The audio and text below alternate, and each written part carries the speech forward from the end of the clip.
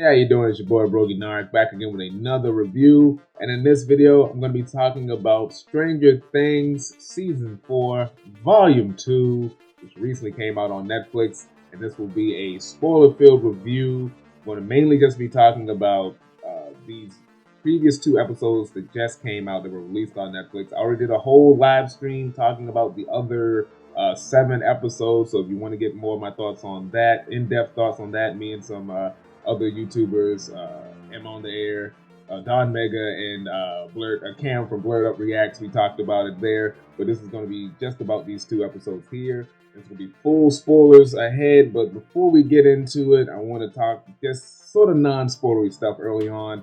I mainly want to say that the Duffer Brothers did a phenomenal job with this show. I love Stranger Things. It was like a 3-year wait to get season 4, then we get it in 2 parts. And all of the episodes are over an hour long. I gotta say, I did love the extended run times for all of these episodes. It really let a lot of stuff breathe. Some people might not like it. I thought it was great, especially with this ginormous cast and adding more people to it. They're given the budget to do great things with the special effects and then letting the actors act. So I think it all worked out in the long run. And maybe they'll do this more with other series. I don't know what other Netflix series would deserve this. Maybe whatever's going on with the Squid Games 2, maybe. But yeah, I thought it worked out very well with that. And just to get a quick grade, just to get out of the way, because I didn't give a grade in the live stream, I'm going to have to give this an A-, 9 out of 10. Can't give it a 10 out of 10. I probably would have, but I got a couple of things that and that's more personal, like what I would have wanted more out of this season, because this season was definitely more darker, more horror based, and with this being a big cast, I was expecting a lot more deaths. Like, there's a lot of death, don't get me wrong, but I mean, out of the main group of characters, spoilers, only one person really died that we got to know, and that was sadly Eddie. And I was expecting a couple of more deaths. Someone got messed up, but no big deaths. So the way I'm going to go through this review, since there is such a big cast, I'm going to kind of break it down, the breakdowns of the characters in different groups. So we got the crew, which is going to be Hopper, Joyce, Mary, all of the stuff going on in Russia.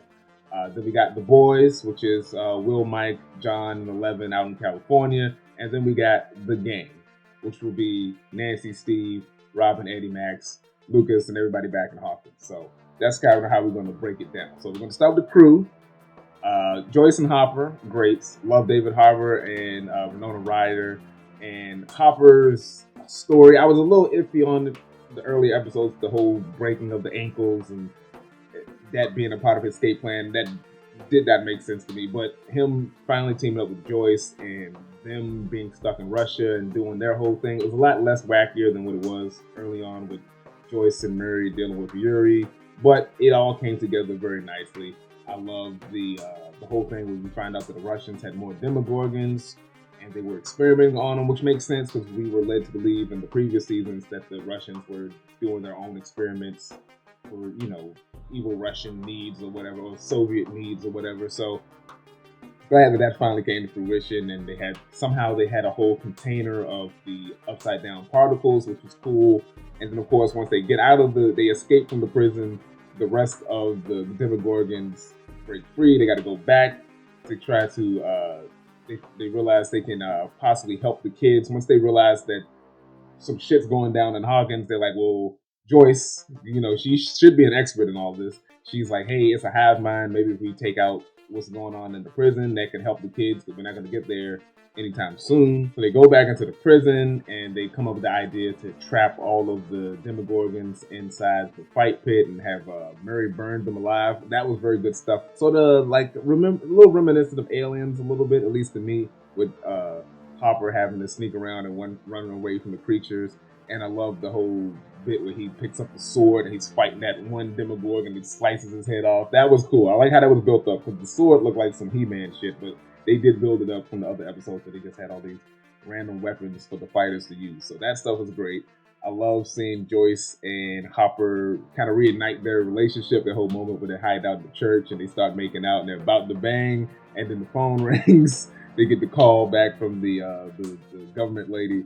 That stuff was great. And the stuff with Yuri, he's not terrible, but he's kind of he is an annoying character. I wouldn't have been against him dying. I didn't care that much about Enzo, but they were supporting characters to help move the storyline along and them getting the helicopter and all of that. At least there was a lot less of them by these last two episodes because it's not about them, so that was cool. But the stuff in Russia, I thought that was really good. Now the boys. Here's where some of the shaky stuff comes in. So the boys, this show, and a lot of people have been talking about this, and this is one of my complaints with the previous episodes. They've done Will dirty. Will is not really a character; he's a plot device, and they don't really have much for Will to do, and that's very evident with these last two episodes and how it ended. So Will's got this whole thing where I'm assuming he's gay and he has a crush on Mike, and he wants to tell Mike that he really loves him. And I thought he was going to do that at one point in these episodes, and he still didn't do it. They're dragging this out. I don't know why they're dragging the story out. I don't think Mike's going to reciprocate, but he should at least put it out there at this point. But he's still afraid to put it out there. His brother Jonathan kind of suspects, and they had their weird conversation where he's like, "Hey, I'm willing to, back you up on whatever you do. You can always talk to me." But he still doesn't tell his brother for some reason. And granted, there's a lot of other things going on at the time, but it's like they're still dragging this out. And then by the end, he's right back in the same spot that he was in season 2, where he still has the connection to the Upside Down, and he feels the presence of the Mind Flayer, aka Vecna. And I'm like, oh, we're doing this again. Like he's kind of stuck in a loop, and I want more for that character. But the show's not really about him. He's always been MacGuffin. He was the one that got taken away, and they had to save him. And then we get more of him in season 2, and you find out they don't really got much for him to do but get sick and hyperventilate and all that. So he's in a bad spot. But the stuff with them trying to get back to 11, that was really good. I love all of the 11 stuff. 11 is back to being my favorite character. Used to be Hopper for a while, especially after season 3. But 11 is back to number 1. I loved her growth with her going back, reliving her mind, all the crazy retcons to make this story come together, which I think the Duffer Brothers did a very good job tying a lot of loose ends as best they could. When we find out that Brenner, this whole time we were kind of led to believe that the Upside Down was this weird, mysterious realm, and 11 accidentally connected to it, and they were attacking her because it was kind of like they were attacking 11 because she was the first, I guess, thing they interacted with on the other side. But we find out that there's actually a reason behind that. I'll get into that a little bit later. We also find out that the reason Brenner was training 11 so much and so hard to get back to the Upside Down is because he was obsessed with trying to recapture Henry. And because it was kind of led to believe that it was an arms race between the Russians and the U.S. But it's like, no, Brenner was kind of doing his own thing just to try to regain Henry. Vecna won. So that tied together, that made sense. Brenner is a piece of shit. I hate Brenner. And if you're enjoying this video, don't forget to hit the like button, share, and subscribe to the channel. We can use your help. We're trying to hit the goal of 500. We can only do that with your help. So if you enjoy yourself, hit the subscribe button and stay tuned for more. All right, now let's get back into the video.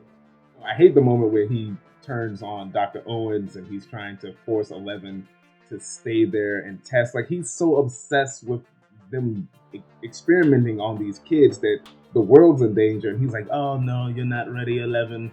Even though we just went through this big experiment to get your powers back and they're working, I don't think you're ready yet, sweetheart. And I'm like, dude, get the fuck out of here. So I was happy when he got shot in the back. I love the moment where 11, takes out the helicopter, and then, he's on the ground wanting forgiveness or whatever. And I love that 11 does not give it to him and just lets his ass die. Deuces, Matthew Modine, you fucking asshole. Not the actor, but the character. So I'm glad he was out of the way. I gotta talk about Argyle. I don't really talk about Argyle on the stream. Argyle's cool. I like the character. He was a little annoying, but he came in when he needed. He helped out when he needed to. When he was there to pick up the boys when they were getting shot at by the government agents. He was there to figure out the tire tracks. He was there to figure out where he could make the tub at the pizza place and get the salt. So you know what? He served his purpose.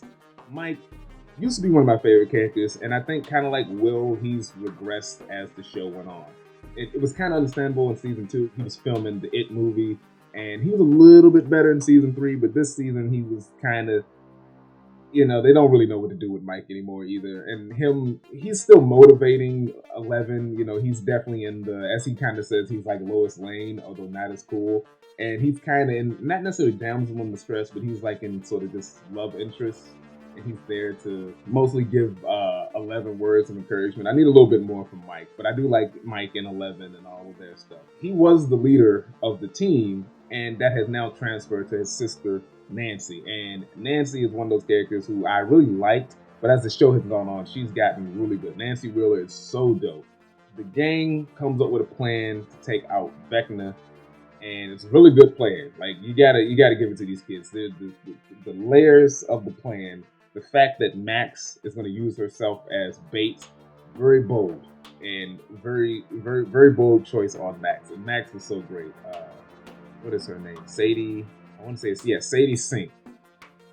Great. This was her season, and I love Max since season 2, and yeah, she killed it this whole season. So Nancy, Robin, and Steve, and Eddie and Dustin, they go into the Upside Down. Eddie and Dustin are the distraction to pull away the bats.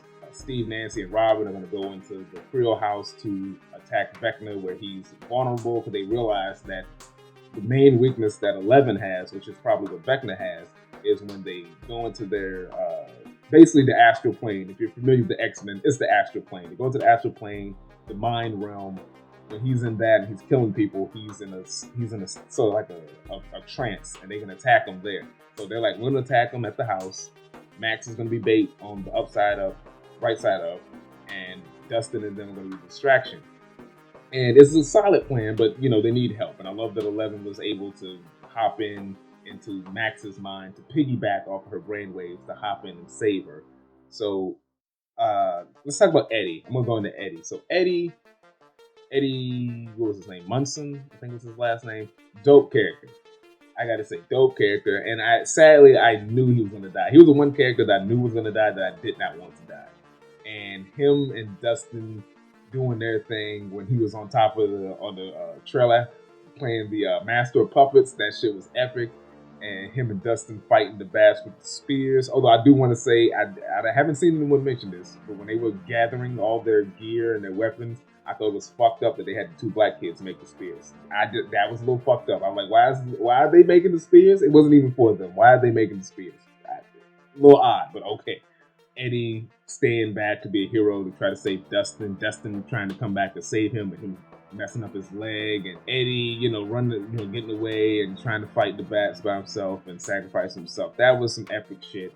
And I was hoping he was going to survive, but he didn't. Like I said, it's a big cast, so he was one of those ones you knew was going to go. And Dustin talking to his uncle at the end, telling him, your son died bravely protecting the town that wanted to kill him. That was good shit. Very good shit right there. The kid that plays Dustin did a very good job. Nancy has taken Mike. Like I said, Mike was the leader. Nancy has taken over, and she did a damn good job leading this team. She was the big brain behind this whole plan. And her and Steve, the love triangle between her, Steve, and Jonathan. At this point, especially when Jonathan came back into the picture at the end, I'm over her and Jonathan. I thought her and Jonathan was very fire in season 3, and then they split and they've kind of grown apart to a degree. And I'm over it. I'm over Jonathan and Nancy, and I would want her to go back with Steve, but I can kind of see why the character might not go back with Steve, because Steve is still kind of a goof. He's still trying to figure himself out. Steve was another character who I thought was going to die. I didn't want him to die, but I thought he was going to die. Because they were kind of doing they pulled the Hawkeye from Avengers Age of Ultron. Have you ever seen that, where he's like reminiscing about his family and reminiscing about his life? You see him and his family, you think he's gonna die, and then it's Quicksilver that dies. And this one is kind of almost the same thing, where it's like Steve is reminiscing about hanging out with the kids, what he wants to do in the future, have 6 kids, and be with Nancy. And Nancy's kind of, she's not reciprocating, but she's kind of feeling him a little bit. And then he doesn't die, thankfully, but I thought that's where they were going. I wouldn't have been mad if he died, but it's like, he didn't die. Good thing, but there's always season 5, I guess. I don't know. So Max really revealed some dark truths this season. I gotta say, that was a really good scene where she's trying to goat Vecna the attacker. Vecna's kind of not falling for it. Like he leads her to the attic, but he's not falling for it. And she has a heart to heart where she admits that when her brother Billy died, and Vecna was saying that like he wanted him to die, she does admit that like, look, yeah, I did want him to die because he was an asshole. And I'm so glad the show and Max reminded us that Billy is an asshole. Because I've been seeing people on the internet, mainly Twitter, trying to hype up Billy. Billy was a piece of shit. Billy was a racist fuck. So I'm glad that Max was low-key like, you know what? I wanted that motherfucker to die. Yeah, he was abusive asshole to me. He was a douche. Hating on my boyfriend. Like, I wasn't fucking with him. And the whole bit where they do point out the moment when he was dead, she was frozen. She didn't really move. And I like that they added the context that I wasn't sure if he was worth being saved because of the person he was. And then she's like, I do regret it. I do feel bad about it. And she also is like, now I kind of have guilt. I want to die in his place.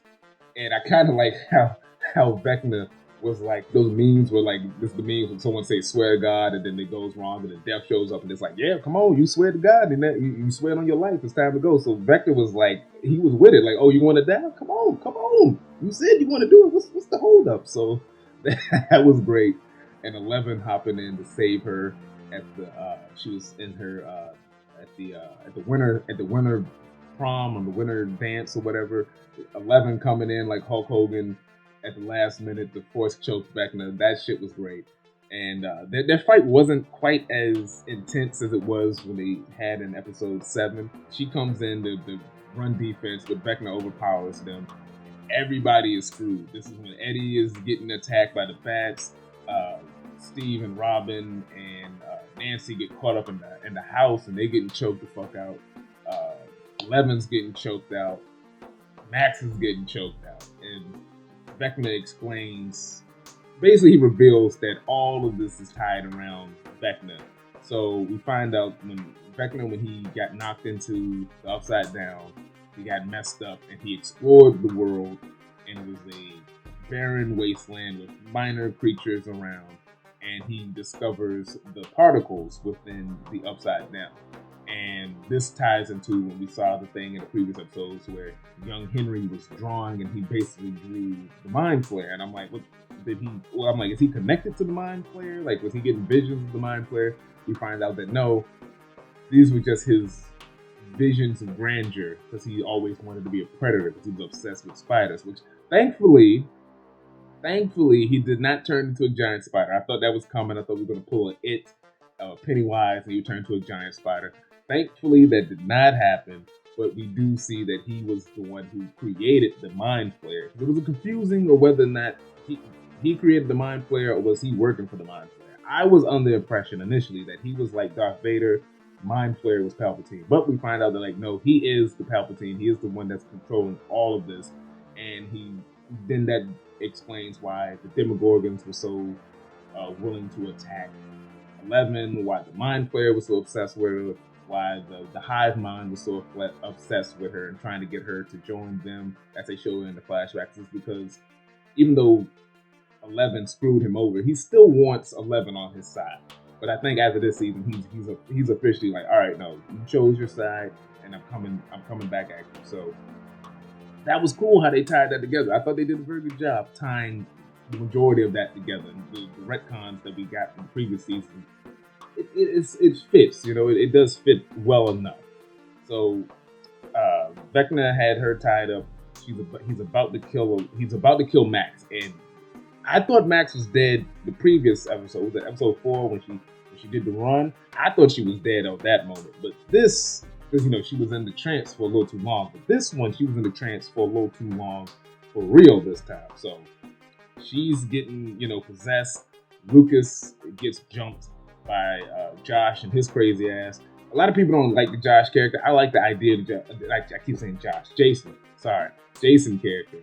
And I like the fight between the two. And Lucas, overpowering him and knocking some sense into him. Well, I don't know if he knocked any sense into him, but knocking the silly ass out. So, and Max is possessed. She's floating. She's, hyperventilating and everything.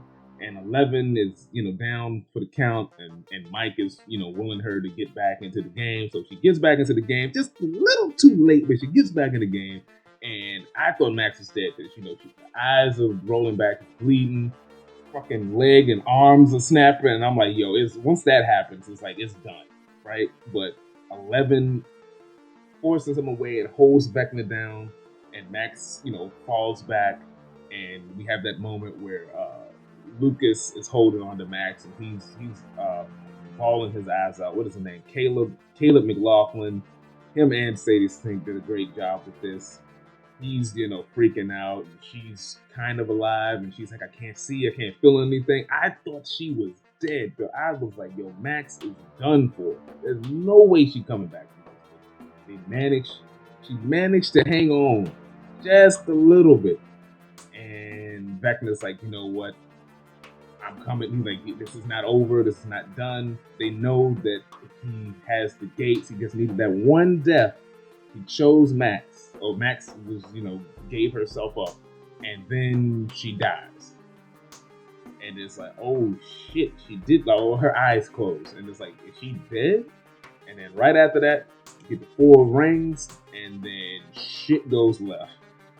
All the portals rip open. The house, the trailer, middle of the road, and in the river, and it creates this like big cavern, and like not cavern, a big chasm, and an X through the town, and there's a big earthquake, and shit's going left. I'm like, whoa, like what is going on? So that happens, and everyone's freaking the fuck out because this is like the biggest thing that's happened in the town since the mall was set on fire or whatever the fuck, And then 11, and then I was like, Max is dead. I don't know how they, Vecna got what he wanted. And then 11 is sitting there, and she's like, oh, wait a second, it ain't going down like this. You know what I'm saying? 11 was like, not on my watch. Not on my watch. So 11 is like super OP. They still haven't explained, because they're mutants basically. This is X-Men. They're mutants, but they still really haven't explained how they got their powers. But if Vecna could use his powers to take lives, I guess 11 can use her powers to bring lives back. I don't know. So she used the shinning. She brings Max back to life, but Max can't see. She can't feel because once again she's paralyzed. And I was surprised that they pulled that off. But Max, she's Superman. She flew back in time. She saves Max. And then we see the boys meet up with the gang. So the gang is reunited. They go to Hopper's house to start to clean it up. And Hopper and Joyce Hopper and Joyce pull up. There's a lovely reunion between Hopper and her dad. They're catching up. She's checking out Hopper. Like, oh, you lost a lot of weight. He still has that MCU diet going on. I don't know if that's going to stick around like the next season. Who knows? But I like all the jokes of them pointing out that Hopper's lost weight. And of course, they're having a lovely reunion, but it's not over yet. Will gets that tingle on his neck, and the sky turns black, and the town is engulfed with a storm and smoke and ash coming out of the sky to let them know that Vecna is still out there. That's not over. We got one more season, and I can't wait to see where this is going. That was the moment where 11 goes to see Max. She's in a coma. I don't know what they're gonna do with Max next season. I don't know, but Max is gonna. She better be in a wheelchair, and she better stay blind, because I don't want them to sort of magic away what happened to her. I think she should stay. She should be a reminder that shit got real, and I don't know what they do next season, because we've seen Vecna. So what's the new gimmick? Because each season, first season was a Demogorgon, second season was the hive mind thing. Season 3 was the Mind Flayer. Season 4 was Vecna. We're gonna do Vecna again, but what's the new gimmick? You know what I'm saying? Like there's got to be a new sort of gimmick, and I don't know what that's gonna be. Maybe one of the kids turn evil. I don't know. Wait, no, we already did that in season 3 with Billy. Shit. So yeah, I don't know what's the threat gonna be like next season. But being that at this point, there's got to be more people that got to get involved, right? And I don't know if Jason and his crusade is gonna get any bigger, because the news is portraying it like Eddie's behind all this satanic panic and they made a deal with the devil or demons or whatever. So I don't know what the hell is going to go on, but very, very good season. I love all of it. Like I said, I had to find a few nitpicks, but very entertaining. This would probably be either my favorite or second favorite, because I still love season 3. Season 3 was still really fucking solid. I would have to go back and watch season 3. But I think I would go 4, 3, 1, and 2. I think that's how I would rank them. 2 is definitely the weakest of the season. Season 1 is very good, but I like season 3 more, just how the relationships and all that grew and the budget. And this is another one where the relationships and all that was just built upon and the acting was so good. But yeah, it's a great show. Check it out. Definitely check it out. And hopefully we won't have to wait another 3 years for season 5, which will be the final season. I thought this was the final season. They're like, nope, we got one more. So let's see how that goes. Definitely looking forward. But yeah, those are my non-spoiler thoughts on Stranger Things Season 4, Volume 2. Let me know what you thought about it in the comments. Don't forget to like this video, share it, and subscribe to the channel, and stay tuned for more videos.